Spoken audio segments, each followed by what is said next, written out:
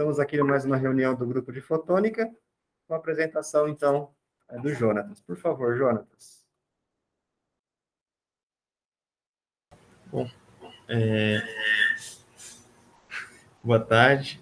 O título, na verdade, dessa apresentação foi mudando um pouco à medida que eu estava preparando ela, e talvez o mais adequado seria estudo da nanocelulose para aplicações em fotônica.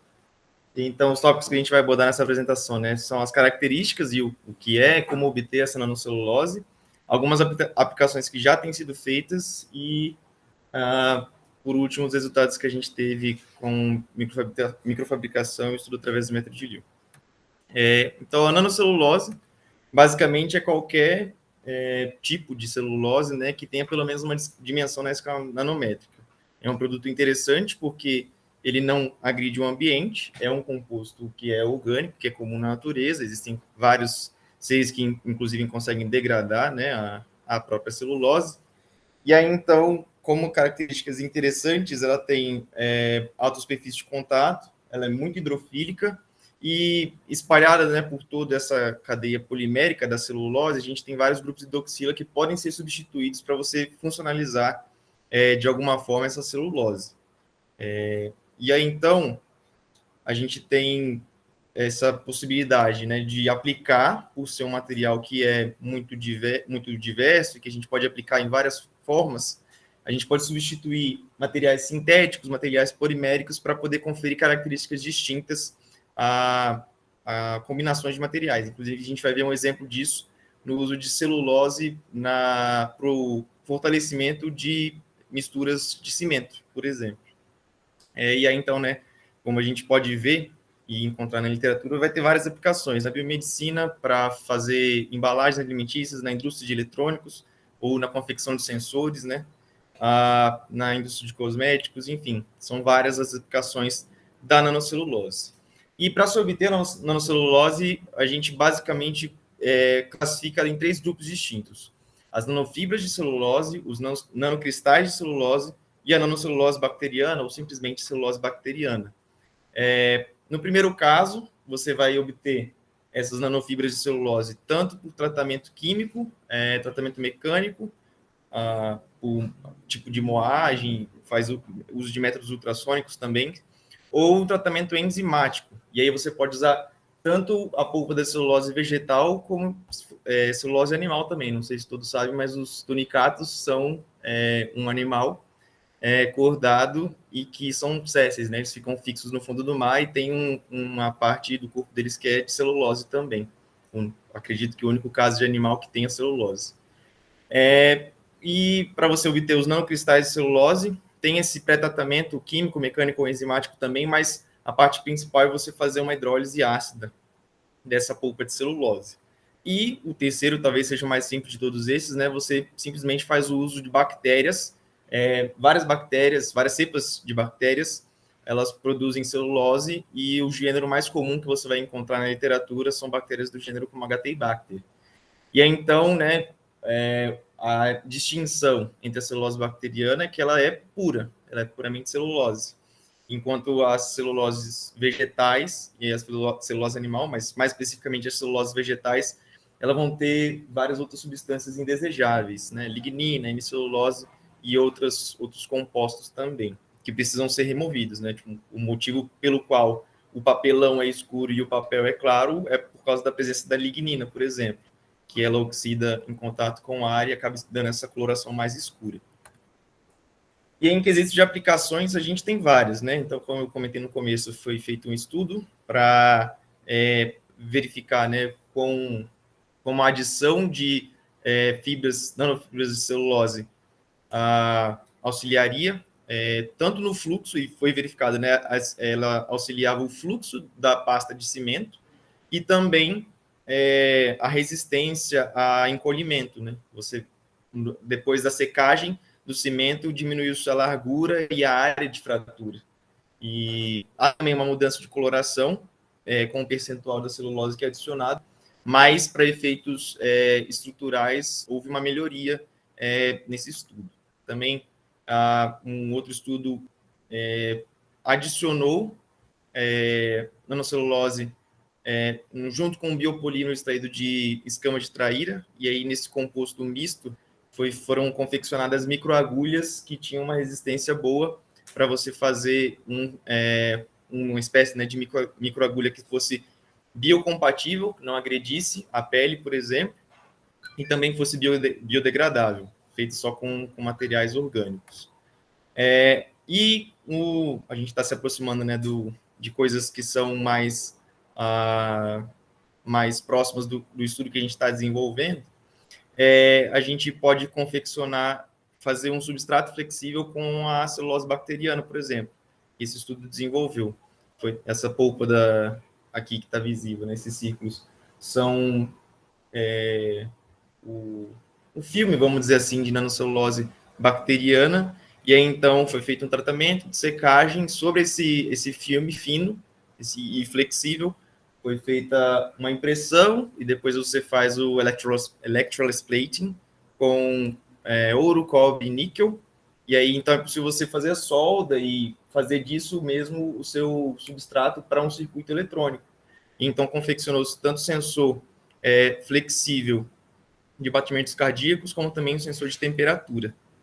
E aí, por fim, nesses exemplos que eu estou mostrando aqui nesse momento, né, foi feito também um sensor de glicose, à base de nanocelulose. Essa polpa de celulose foi processada, foi feita,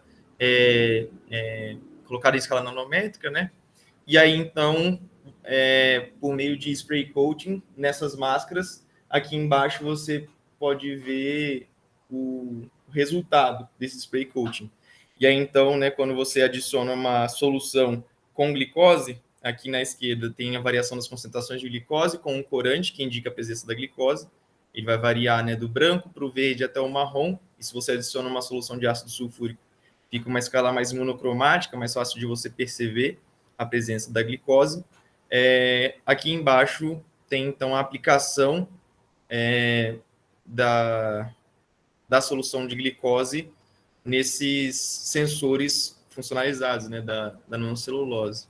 E então, quando você adiciona a solução, ela difunde facilmente por ser a celulose bastante hidrofílica, e aí foi feita uma caracterização também a respeito da coloração.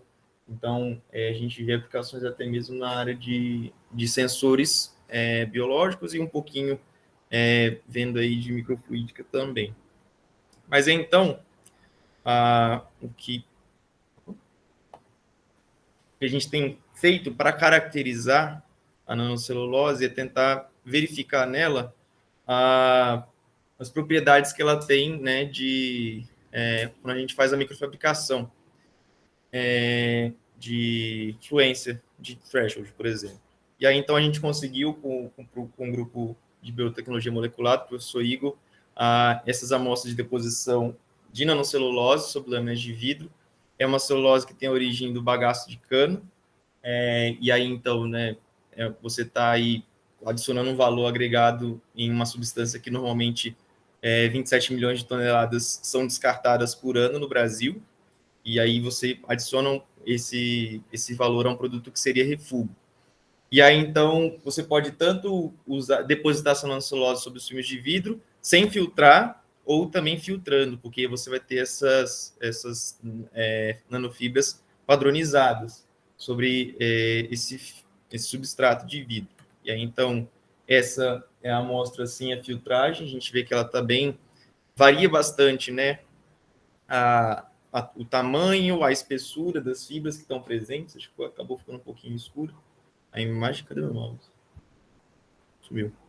Mas na direita a gente tem uma imagem com um pouquinho de zoom, mas basicamente a gente vê que varia bastante, né? Tem uma fibra aqui mais comprida e mais grossa um pouco, outras fibras um pouco menores. E quando você faz a filtragem, você tem ainda, né, a presença de tamanhos variáveis de fibras, mas é um pouco mais homogêneo a sua deposição dessas nanofibras sobre o substrato.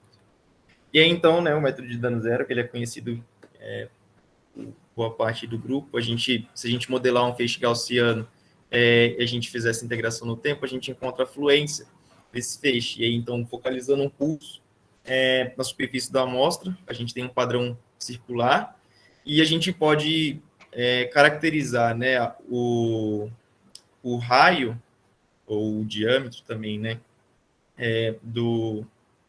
desse,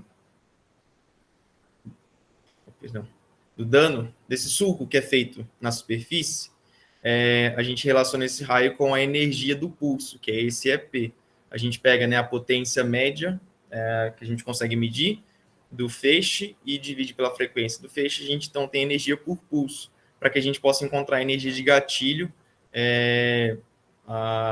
do nosso material.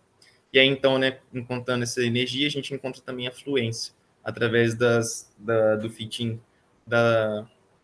dos nossos dados que foram extraídos.